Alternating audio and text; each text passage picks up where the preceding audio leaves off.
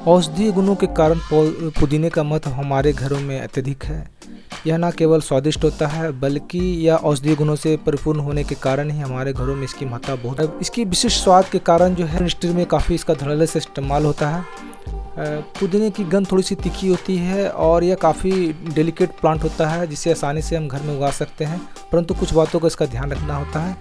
तो मैंने बाज़ार से कुछ पुदीने के स्टेम लाए हैं और इसे हम घर में ही ग्रो करने की तकनीक सीखेंगे।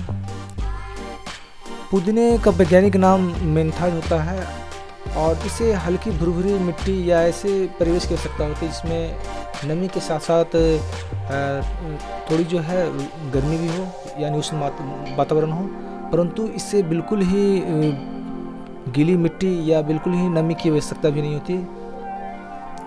आपको पौधे पुदीने लगाने से पहले जो है एक बात का ध्यान रखना है कि इसके मोटे स्टेम को ही हम सिलेक्ट करें, क्योंकि पतले स्टेम में रूट की ग्रो होने की संभावनाएं काफ़ी कम होती है।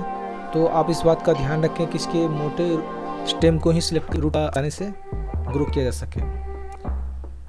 इसके आपको इस बात का भी ध्यान रखना है कि किसी भी स्टेम में कम से कम 4 नोट्स तो होनी ही चाहिए, क्योंकि रूट का जो डेवलपमेंट या ग्रो होती है वो इन्हीं नोट्स से होती है। हालांकि इन्हीं नोट्स के जरिए पत्ती का भी डेवलपमेंट होता है, परंतु यह पानी के अंदर या मिट्टी के अंदर हो तो वहाँ से रूट की ग्रो हो जाती है। इसके बाद हमें एक बात का और भी ध्यान रखना है कि जब हम इसकी ग्राफ्टिंग करते हैं या इसको पानी के अंदर रूट ग्रो के लिए रखते हैं तो इनकी पत्तियों को हटाना सबसे पहले आपको ज़रूरी है, क्योंकि यह अनावश्यक एनर्जी को कंज्यूम करेगी जिससे रूट का ग्रो और डेवलपमेंट की जो प्रोसेस है वो धीमी हो जाएगी। तो सबसे पहले हम पत्तियों को हटाते हैं ताकि रूट डेवलपमेंट के लिए जो एनर्जी है वो काफ़ी मात्रा में मिले और तेज़ी से रूट ग्रो कर सके।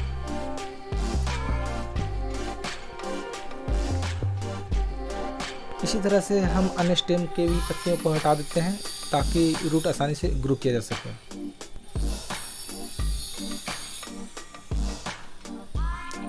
लगभग मैंने कुछ स्टेम को सेट कर लिया है। इन सभी स्टेम को हम 2 तकनीक से उगाएंगे, एक हाइड्रोपोनिक्स की तकनीक से, दूसरी मिट्टी की तकनीक से। तो सबसे पहले हम एक गिलास में पानी लेते हैं जो बिल्कुल साफ़ होनी चाहिए और इस पानी के बेस से लगभग 1 इंच ऊपर तक हम पानी रखेंगे। ज़्यादा पानी नहीं रखेंगे, इतनी पानी रखेंगे जिसमें जो है 1-2 नोट्स कम से कम डूबी रहे। ज़्यादा पानी रखने पर जो है पौधे की जो है फंगस लगने या उनकी जो है सड़ने की संभावनाएं काफ़ी अत्यधिक होती हैं।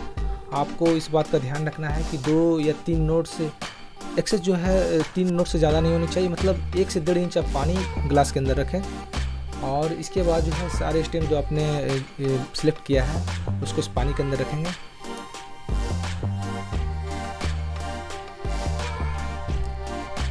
एक बात का आपको और भी ध्यान रखना है कि जब डेवलपमेंट करते हैं तो हमें लगभग 24 घंटे के अंतराल में को साफ करना भी होता है, अन्यथा जो है इसमें फंगस लगने की संभावनाएं काफ़ी बढ़ जाती है।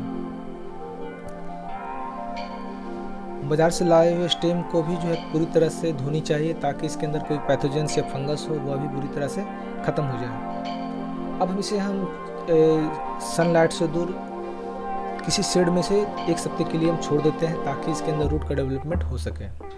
आपको इस बात का ध्यान रखना है कि इसे डायरेक्ट सनलाइट में ना रखें, वरना स्टेम सूख जाएंगे या इसके पत्ते बर्न कर जाएंगे। तो जब तक रूट का डेवलपमेंट ना हो इसे डायरेक्ट सनलाइट में ना छोड़ें। तो चलिए इसे हम छांव में रख देते हैं और कुछ दिनों की प्रतीक्षा करते हैं।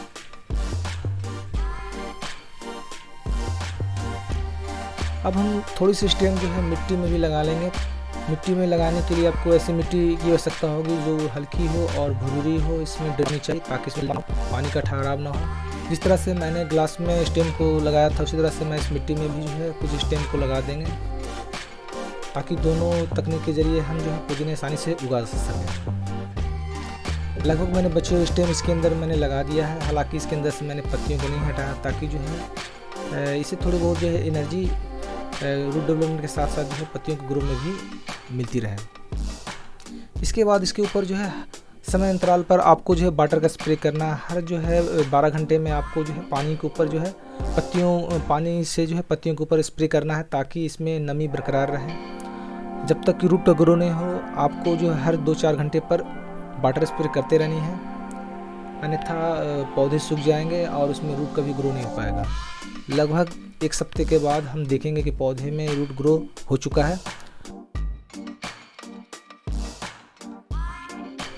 आप देख सकते हैं कि सभी स्टेम में रूट का ग्रो हो चुका है। आप तो वाइट कलर के रूट को भी देख सकते हैं।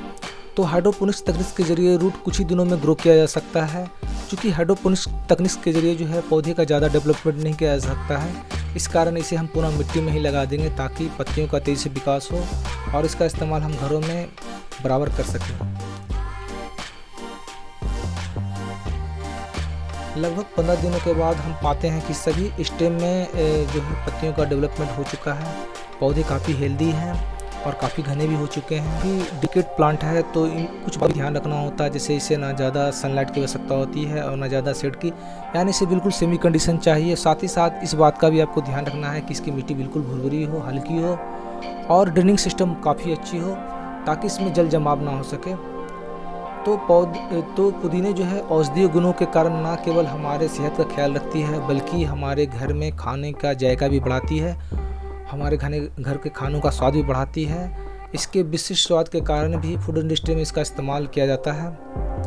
तो इस कुछ छोटी छोटी तकनीकों और बारीकियों को ध्यान रखकर आप आसानी से अपने घरों में भी पुदीने को उगा सकते हैं। तो फिर हम मिलते हैं आपको काफ़ी अच्छा लगा होगा कि रोचक वीडियो के साथ। तब तक के लिए धन्यवाद।